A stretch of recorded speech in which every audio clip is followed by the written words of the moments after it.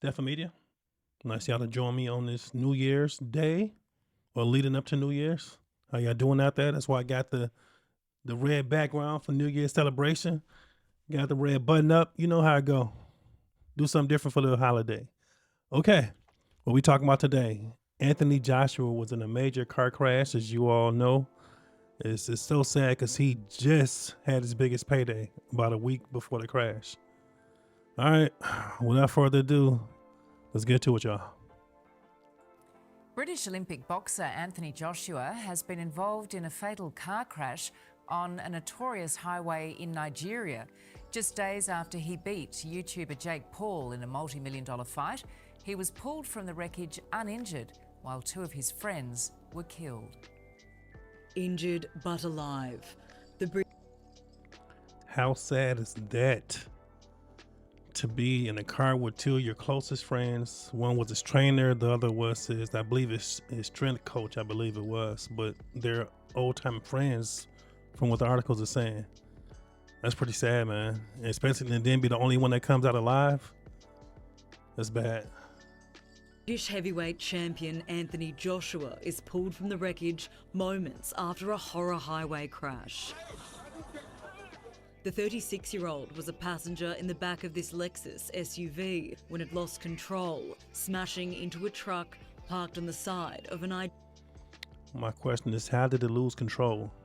I heard reports saying that it was a tire blowout, but I also heard the driver was going extremely fast as well. It could have been a combination of both. Maybe the speed increased the chances of the tire exploding. Like, who knows? But speed was definitely a factor in it, because you can tell by the damage incurred by his vehicle. Nigerian highway. Two of his close friends and team members were killed at the scene. NRL great and boxer Sonny Bill Williams among those paying tribute to Latif Ayadel, a personal trainer and old friend of Joshua's. This video of the pair playing table tennis shared just hours before the crash. Longtime strength and conditioning coach Sina Gami also killed. He was by Joshua's side for this victory just 10 days ago. Anthony Joshua! Taking on YouTuber Jake Paul in a multi-million-dollar fight in Miami. Multi-million. He made both of them made 92 million a piece for that fight, which was his biggest payday. But I have a video talking about that. His one-time rival sharing these posts in the wake of the crash. Life is so much more important than boxing. R.I.P. Sina Gami and Kevin Latif Ayadel. My thoughts and prayers are with their families and friends and AJ. The trio often travelled and trained together. They were previously in Nigeria in April. The gold medal winning boxer in Africa this time to visit family over the holidays. A relative telling local media they're in shock but are ever so thankful he's alive. Amber Canine, 9 News. So what do y'all think about that? Very, very sad story. Like I said, this was like a week after his fight.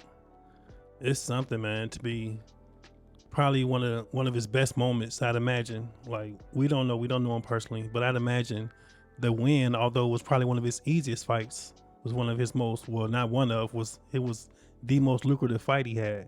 So he was probably at the height of his feeling of success on top of the world. I'd imagine that's how he felt, because you had the easiest fight with the biggest payout. Like, that's when you know you're doing it, when you're getting paid more for doing less. That's something else. But then a week later to be probably one of his lowest moments ever. Like, right now it's probably, once again, we don't know him, but very few things will compare to what he's going through right now. You know, at least I would imagine that is tough, man. But I seen an article saying he is out of the hospital. I'll read it right quick. The latest on Anthony Joshua. Boxer pays respects to friends killed in Nigeria car crash after hospital discharge. Boxer Anthony Joshua has been released from the hospital in Nigeria. That's good. After the crash in which two of his friends died, authorities have said. I'm going to completely kill these names. Gami and Latif Ayodel died after the vehicle They were traveling in along with Joshua struck a stationary truck on a major road near Lagos on Monday. British heavyweight Joshua sustained injuries but was released on Wednesday. Lagos State Commissioner for Information Vinga Osmutasu said, I can't pronounce these names.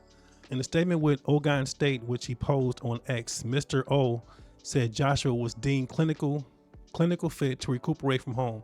The statement said Anthony and his mother were at the funeral home in Lagos this afternoon to pay their final respects to his two departed friends as they were being prepared for repatriation. I don't know how to say that word. Scheduled for later this evening. In addition to being long-term friends of Joshua, Gami acted as his strength and conditioning coach while Ayodele was his trainer. Man, so it's good he eats home. What do y'all think about that though? I want to know, like, what's up with the driver? For one, what do y'all think about that? It's a couple things. It's two things I have very, very stern opinions on or stances on. One of them is that has nothing to do with this right here, but one of them is men paying child support, right? I'm very stern on men need to do that, right? I don't like how the government gets involved in it. I don't like how it's ridiculous amounts when, due to how much you make. That's crazy, but I have a firm stance on that, okay? I also have a firm stance on safety on driving. What I mean by that is I take my safetyness in real high regard, okay?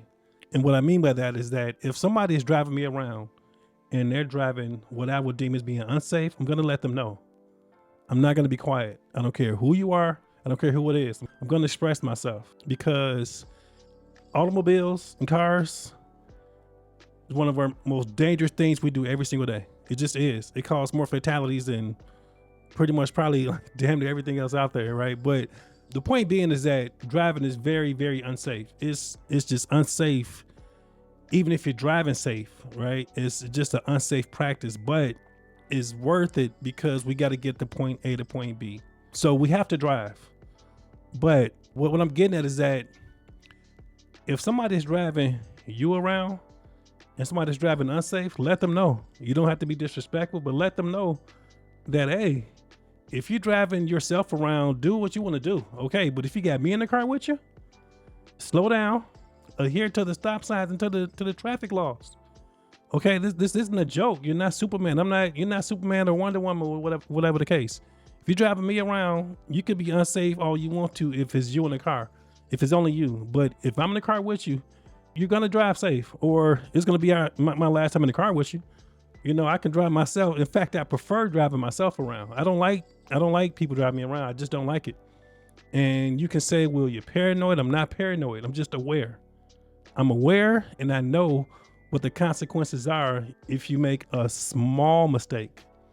A small mistake can have drastic consequences, and it gets multiplied the faster you go.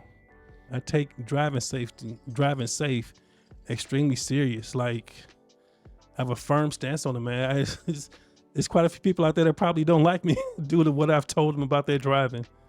It is what it is, though. I'm not gonna sugarcoat it. I'll tell the story.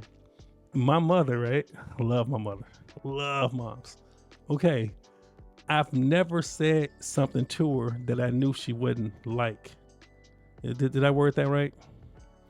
From a child to a grown man, treated with respect. That's how it is. I finally had to tell my mother something that I knew she wasn't gonna like, and it wasn't none that I done. It was something that she done, and it dealt with driving. It dealt with driving. I had to tell my mother. This was years ago, probably over 10 years ago, right? It was me, my mother, and my Aunt Cheryl, which is my second mother. We were driving. We were going up north. I was in the back seat. They were in the front seat. My mother was driving. Okay, she had a white Jeep Cherokee with a V8 fast. My mother liked driving fast, right? And I knew that, but it's been so long since I've driven with my mother that I forgot my mother drive like that. I completely forgot because as you get older and you start to you drive yourself around, you don't drive with your mother anymore because you got your own car. Okay, you got your own life. You're a man now or a woman now, whatever the case. Anyway, so I'm in the back seat and we're on the highway. We're about to get off the highway, and so I'm just chilling in the back seat. Now, Mom already driving fast, but she's still safe. All right.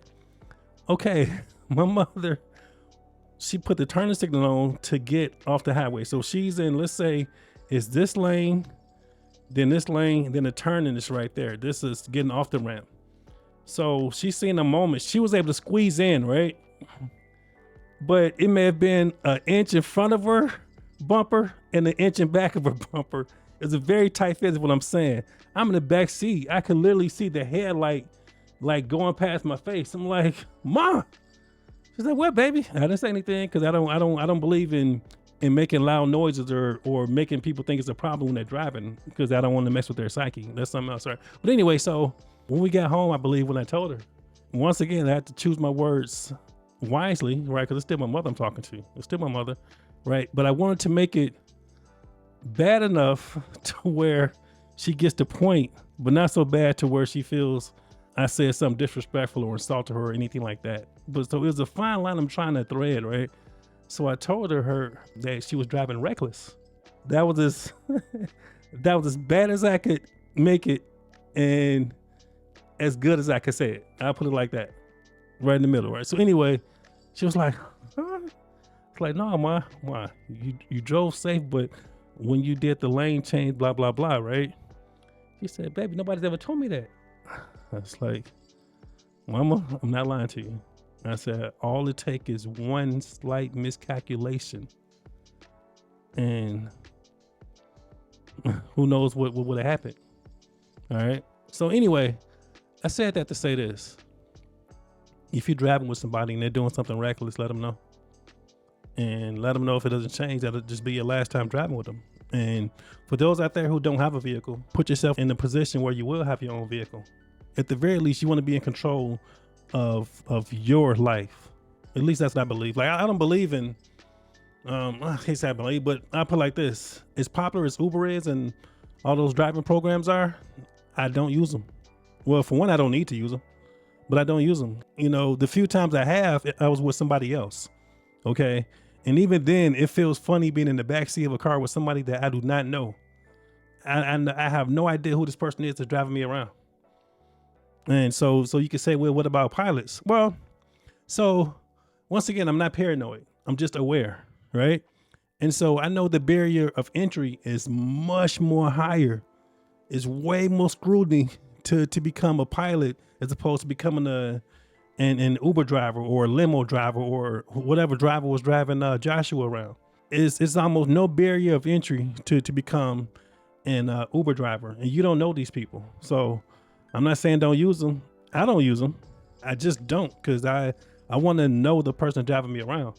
If they're hot-headed, if they're sane, I have no idea, man. So my bad. I didn't mean to go off on a tangent like that, whatever, but I'm just saying the overall point is to say something. If people aren't driving safe, that's driving you around, let them know that, hey, you're controlling my life right now.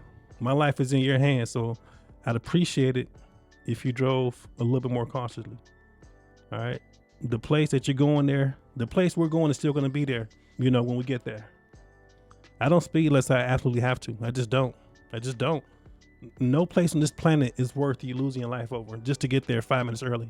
If you think about it, you're only going to save about 5 minutes. You know, if you go 10 miles over the speed limit or 20 miles over the speed limit over a place that's like, let's say it's like 20 minutes away, you're going to save a little bit of time, just a little bit of time. It's not worth it to walk in a restaurant 5 minutes early. Are you crazy? It's not worth it. It's not worth it. I don't know, man. I could go on all night, but I'm going to stop here. Okay. But once again, it's good to see Anthony Joshua is back home. All right. He's recovering. So that's good. But I can just imagine he's on the lowest of lows right now. You know, so shout out to him. Get well. Do me a favor. Subscribe to my channel right there. Watch that video right there. And we cool. Other than that, I'm looking forward to 2026. We got some things coming. So, all right, y'all. Adios. I'm out of here.